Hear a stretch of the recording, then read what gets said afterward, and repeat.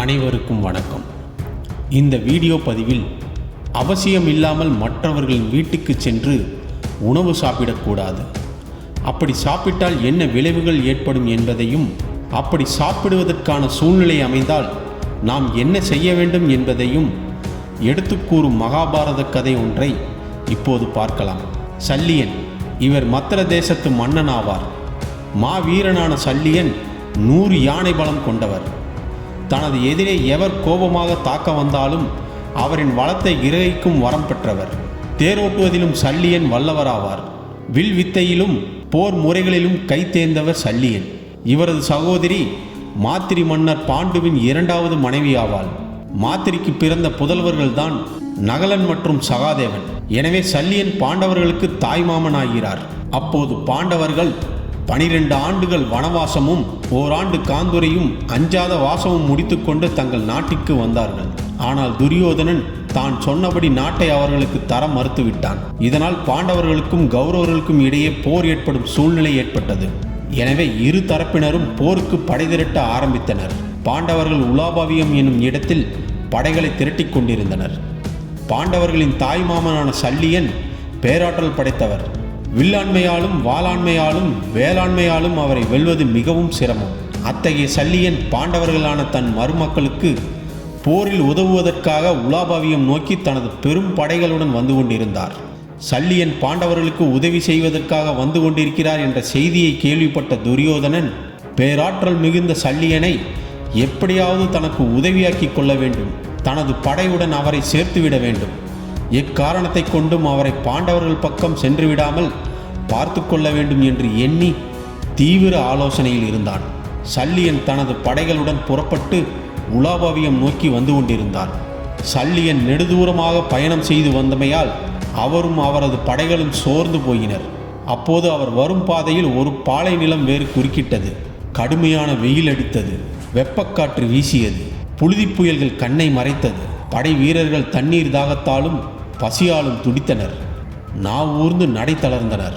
சிறிது நேரம் ஓய்வெடுத்து செல்லலாம் என்றால் நிழலே அருகில் எங்கும் தென்படவில்லை.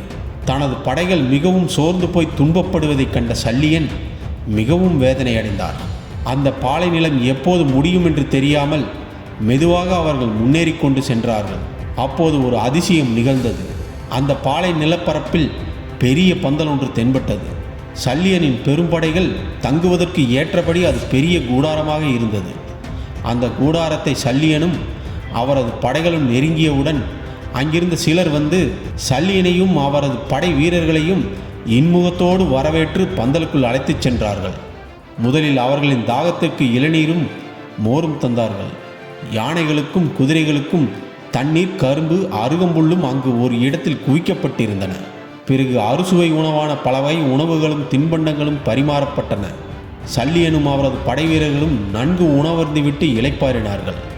பெரிய இக்கட்டான இந்த நேரத்தில் எங்களுக்கு இத்தகைய அறச்செயலை செய்த அறவோன் யார்?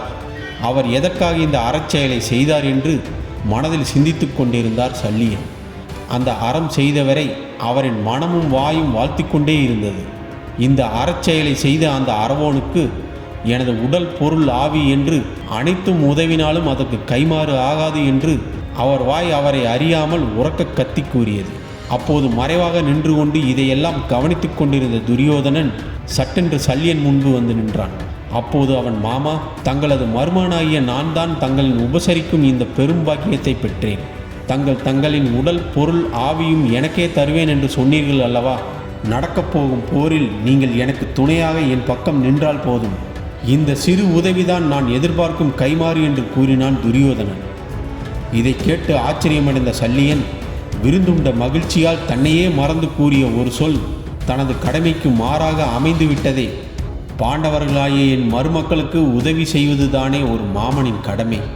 இப்போது அந்த கடமையை செய்ய முடியாமல் என் வாய்மை தடுத்து விட்டதே. கடமையா வாய்மையா என்று வெகு நேரமாக சல்லியன் தன் மனதில் ஒரு போராட்டத்தையே நடத்தி கொண்டிருந்தார். இறுதியாக வாய்மைதான் பெரிது என்று அவரது மனம் முடிவெடுத்து விட்டது.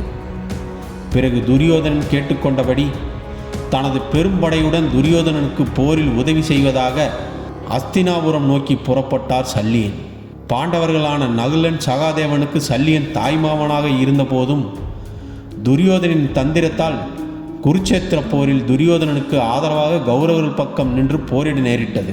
இந்த மகாபாரத கதையில் சல்லியன் தான் வயிறார துரியோதனன் போட்ட சாப்பாட்டை சாப்பிட்டதால் அவனது வேண்டுகோளை சல்லியனால் தட்டி கழிக்க முடியவில்லை. எனவேதான் செஞ்சோற்று கடன் தீர்ப்பதற்காக துரியோதனுடன் சேர்ந்து அவனுக்கு ஆதரவாக தனது மருமக்களை எதிர்த்து போரிடும் சூழ்நிலை ஏற்பட்டது. இதே போலத்தான் நம் மற்றவர்கள் வீட்டுக்கு சென்று சாப்பிடும்போது நாம் அவர்களுக்கு கடன்பட்டவர்கள் ஆகின்றோம். இதனால் தான் நமது முன்னோர்களும் பொதுவாக அடுத்தவர்கள் வீட்டுக்கு சென்று சாப்பிடக்கூடாது என்பார்கள். பொதுவாக வெறும் கையை வீசிக்கொண்டு மற்றவர்கள் வீட்டுக்கு சென்று சாப்பிடக்கூடாது என்பார்கள். இதனால் தான் நம் முன்னோர்களும் சில பழக்கத்தை கையாண்டார்கள். அதாவது மகளை கொடுத்த மருமகன் வீட்டுக்கு சென்றால் கூட காய்கறி, அரிசி, இனிப்பு வகைகள் போன்ற இவற்றை கொண்டு போய் கொடுத்த பின்புதான் அவர்கள் அங்கு சாப்பிடுவார்கள். இன்றைக்கும் இந்த பழக்கம் இருந்து கொண்டுதான் இருக்கிறது. வெறும் கையை வீசி போய் சாப்பிட்டு கடன்படக்கூடாது. தேவையில்லாமல் அடுத்தவர் வீட்டில் சாப்பிடவும் கூடாது. இங்கு கூறப்பட்ட இந்த சிறிய கதை உங்களுக்கு பிடித்ததாகவும் பயனுள்ளதாகவும் இருந்தால் நமது சேனலை சப்ஸ்கிரைப் பண்ணி சப்போர்ட் செய்யுங்கள். இந்த பதிவை பற்றிய உங்களுக்கு மேலான கருத்துக்களை கமெண்டில் தெரிவியுங்கள் மற்றும் உங்கள் நண்பர்களுக்கு ஷேர் செய்யவும்.